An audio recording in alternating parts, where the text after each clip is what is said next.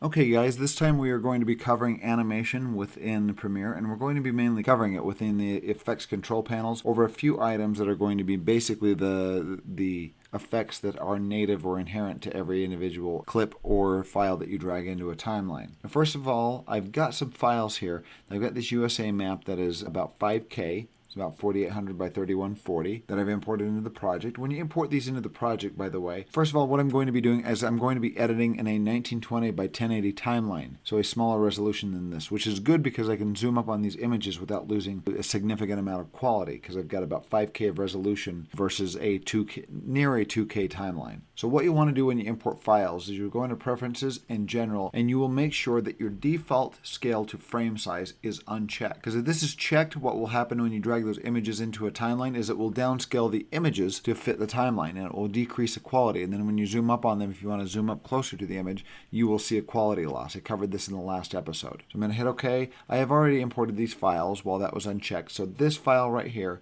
is a full resolution that is not going to be downscaled. I'm going to go down to my new item icon. I'm going to create a new sequence, and I'm going to go under DSLR here. I'm going to make it 1080p because I'm working in 1080p items for a regular television. If you're in Europe, you'll probably want to use 25 frames per second. If you're in the United States, either 30 frames per second, or if you want to do film style, you'll do 24 frames per second. You can name your sequence down here if you wish, just hit OK. And there is my 1920 by 1080 sequence that shows up in the preview area. If your preview area is not showing, go to this little drop down and check mark preview area. It will show the attributes for that timeline and for clips that you select down in your project window. So now that I've got that selected, I'm going to grab this USA map. I'm going to drag and drop it into my timeline. And you'll notice that it has, here is the image, the same image that is in my source monitor. This is an entire map of the United States, but here it has zoomed up to it because this is a 5K image dropped in a 1920 by 1080 timeline, and this is now zoomed up because this is higher resolution than the timeline. If I had checkmarked this scale to default size, it would basically scale this down, and then when you zoom back up on it, it would lose resolution. So this is the best way to go. So I've got this image in here, and what I'm going to do is I'm going to zoom up to certain parts of the United States here. So I'm going to, first of all, zoom out. I'm going to, let's make this clip about 10 seconds long, or actually about 20 seconds long for a good animation here. I'm going to hit Shift plus to increase my size of my track, and I'm going to hit the slash key above the return key, the backward slash, so it fits my whole timeline within the viewable space here. So I have some area to work. Now, with this clip selected here, I'm going to go up to Effects Controls, and I'm going to look at the motion here. What I want to do, first of all, is I want this to show the entire, I want this to begin zoomed out to show the entire USA map. I'm going to arrow down, and I'm going to go to Scale, and I'm going to zoom this out. Here, I'm going to click and drag. If you haven't watched my previous episode on how to do this, go back and watch it. I'll describe how to work the scale and rotation and position and whatnot. But I'm going to zoom out just enough to where this fits into my entire image right there. So let's say that I want to zoom into the amazing state of Utah, because that's where I'm from, so of course it's amazing. If you don't think it's amazing, look up shots of like Moab and Zion and the Wasatch Mountain Range, and you'll see some really beautiful desert areas and some really beautiful mountainous areas as well, some gorgeous places. So it's a great place to visit, great place to come out and do anything from hiking to skiing to rock climbing to water skiing, a whole bunch of different places. Okay, I'll stop advertising this day. Anyway, so say we want to move up to the state of Utah. So here I'm going to go to my timeline and I'm going to play for a little bit. And right there we have some narration going. It's like, welcome to the United States where you can visit the state of Utah. Something stupid like that. Some narration that we're doing in a documentary. And it's going to zoom up to the state right here. Couple things that we're going to have to change is we're going to have to change position and we're going to have to change scale. Because watch what happens. We've got our anchor point right now set at 2400 and 1570, which is basically dead center in the middle of the stage. Here I'm going to go over and click on my little motion wireframe, and you can see where the anchor point is placed. It's placed right there, dead center in the middle of the map. Right in Kansas there. So what I'm going to do is I'm going to have to animate position and scale, because watch what happens when we scale. When we grab this little icon, or when we grab the scale attribute here, click and drag to the right, it will zoom up, and it will zoom up to the anchor point. So what we're going to have to do is change position and scale as well. So I'm going to undo that, back out to my full frame.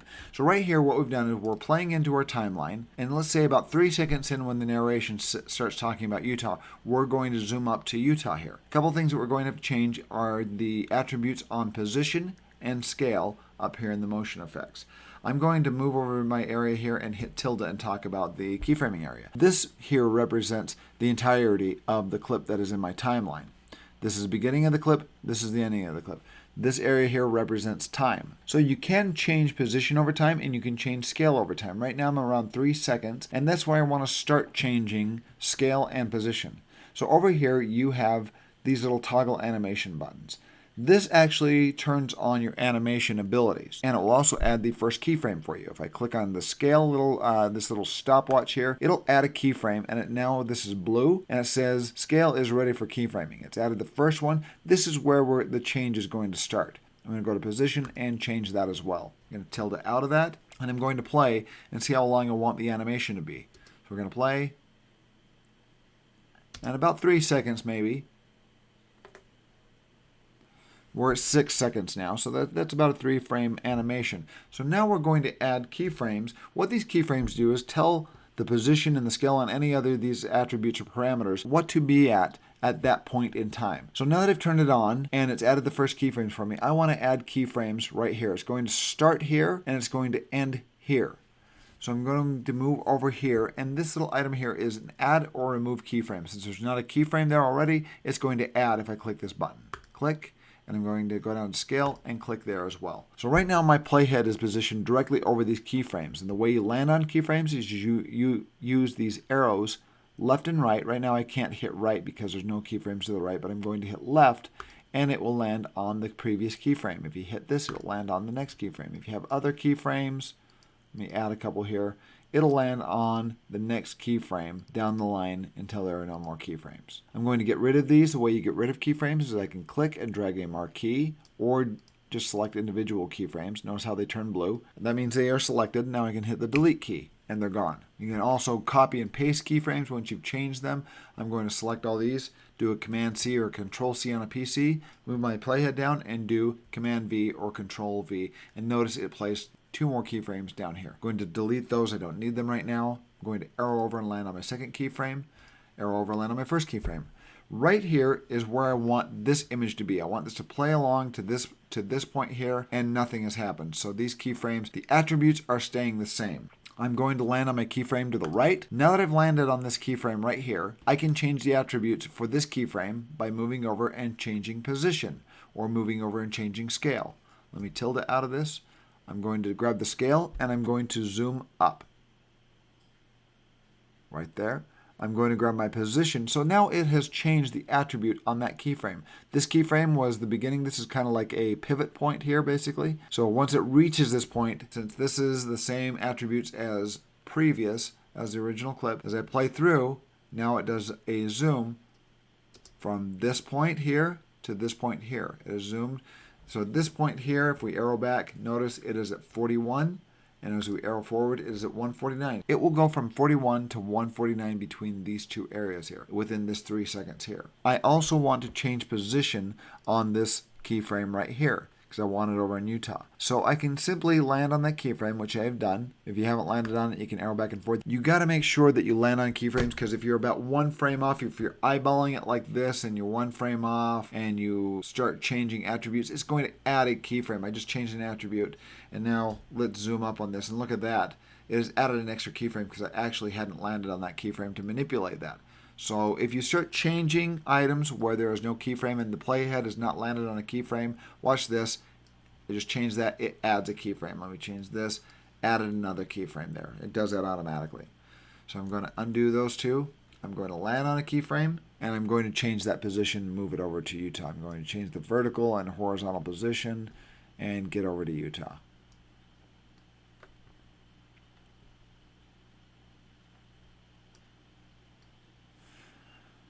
There we go. So now it will zoom and it will change position from these 2 keyframes to these 2 keyframes. Let's go back and look at that. And there it goes. It slowly zooms up to that area there. Now one issue with this is, first of all, let's say I don't want that to go so quickly. Let's say that zooms up too quickly. As we start zooming into Utah, that moves too quickly. I'm going to tilt it over this area here, and what you can do to change how long that transition takes is you can grab the keyframes, these two ending keyframes, and move them further down the line. Now it takes longer for it to complete the transition, and that will move slower. Let's take a look at that. Go to the beginning, press play, and it zooms. Now it takes longer to zoom into the state. And actually I want to change that. I want a little bit more to the left, so I'm going to land on my keyframe here and change my horizontal position a little bit to the left right there. There we go. And if we zoom up here, you will barely see it. It's really, really faint, but you'll see this little spline right here moving across.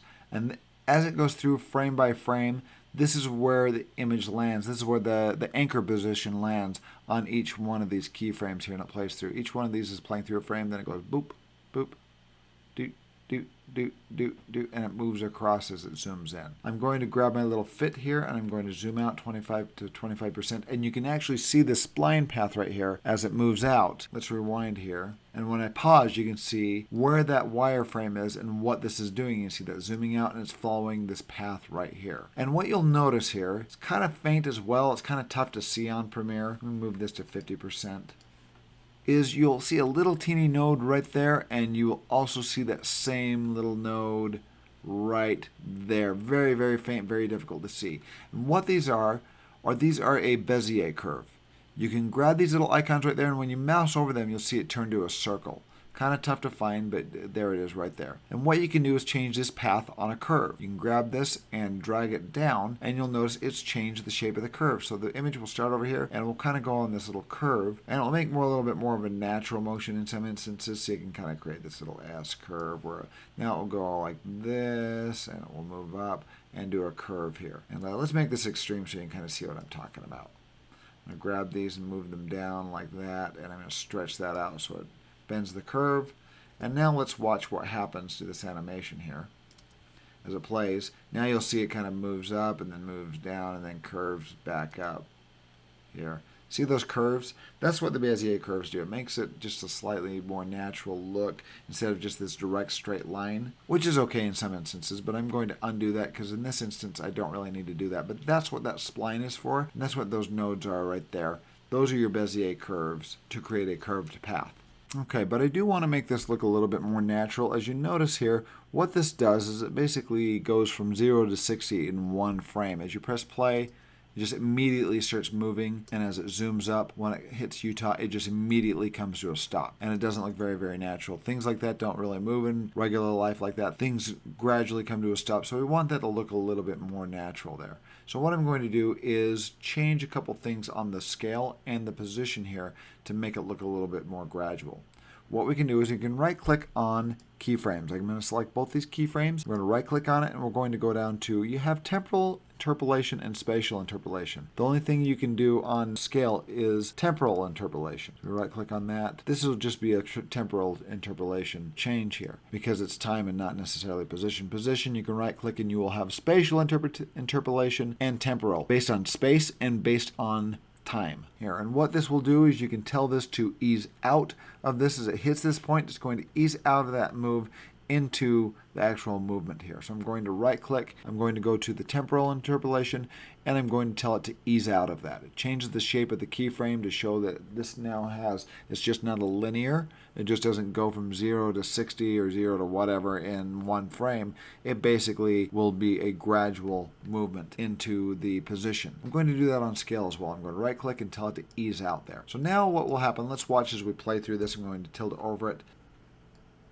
You'll notice that it gradually moves in. Instead of this immediate move into the keyframe, it does this gradual. It starts out slowly. You'll notice it does this gradual movement from into the scale attributes and into the position attributes. Watch this. It starts off very slowly and it looks more natural and it moves in. But now my end position, it just comes to a quick sudden stop. So I can do the same thing and tell it to ease in, easing out of this point and easing into this point. I'm going to right click, go to temporal interpolation, and ease into those two keyframes. Now watch what happens as I play through this. As it hits the end, it gradually comes to a stop. And it looks very nice and smooth there. So now we have this shot where it starts out on the United States and gradually moves in to Utah. And that's basic keyframing there. Let's say that we want this somewhere in the middle. What I want it to do, let's say it'll go to New York and then over to Utah. So let's say we want this to go over to New York first and then to Utah. So what I'm going to do, let's start these over here. I'm going to turn off my keyframes here to delete those keyframes.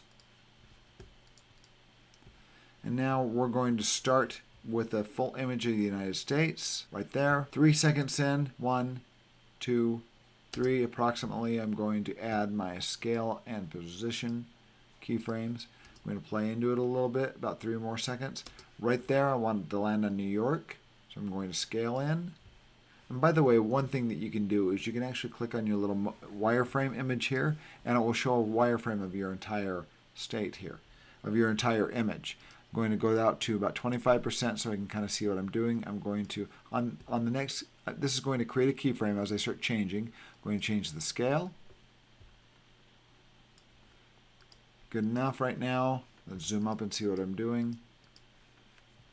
Land on that keyframe.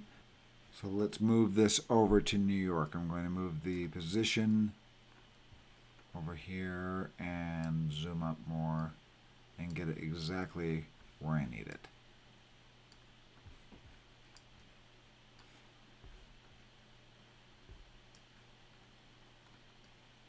So now as we play through this, it will do the move and zoom up to New York. I'm going to right click on these 2 keyframes here and make them ease out. I'm going to right click on these 2 here and make them ease in. I'm going to play through. After a few seconds from right there, I'm going to add 2 keyframes because that's where I want it to start and move over, let's say, to the state of California this time. I'm going to add 2 keyframes there, and I'm going to move this over. Actually, I can just go to fit 10%, hit on my motion wireframe, and just move this over so I can kind of see what I'm doing to the state of California. And we'll zoom out at that point. Right there. So now we start out in the United States, it zooms into New York, stays there for a few seconds, and then moves clear over to California. Not showing the entire state, but that's the idea there. Each one of these keyframes defines where it's positioned and how it's scaled at what point in time. And you can grab a couple of these here at the same time and make that little pause in between last longer. Or you can make it more of a gradual movement from New York to California there by stretching out the time, or make it faster. Here's kind of a longer move, gradually moves into it. See that? And then it will gradually slow down as it hits California there. There we go. Or you can make it happen really, really fast. Now watch this as it zips over to the state of California. There you go. Now you can also change attributes. Let me bring in another map here. I'm going to drop it right there. One other thing with animation here, let's just show rotation. You can animate any of these attributes that you have up here. We're going to select the clip, change the scale here. Let's start like right here, and we're going to rotate into Kansas. We're going to do some rotation, and we're going to do some zooming. So I'm going to add position and scale keyframes. I'm going to play now. So this is where the animation is going to start, and right there we're going to end. So I'm going to add rotation and scale keyframes here. We're going to start a couple seconds into the shot, and as it plays, say right about there, we're going to end. I'm going to add 2 new keyframes. I'm going to add my rotation and rotate it, say 360 degrees times 2. We're going to do a 360 degree rotation twice. I'm going to change that. 1 times 360. So now you'll notice that rotates twice. There we go, 2 full revolutions. And now on my scale, I'm going to land on that keyframe. Oops, I'm going to land on that keyframe and change my scale to show, let's say we're zooming up to Wichita. So now as we move back, you'll notice it will rotate and zoom in. There we go. And now we can right click on these, ease out, right click on these 2, ease in, and make it look a little more natural. Move out, and now does the animation and it rotates into Wichita. There we go. I'm going to make that last a little bit longer by moving those out. Now let's play through that.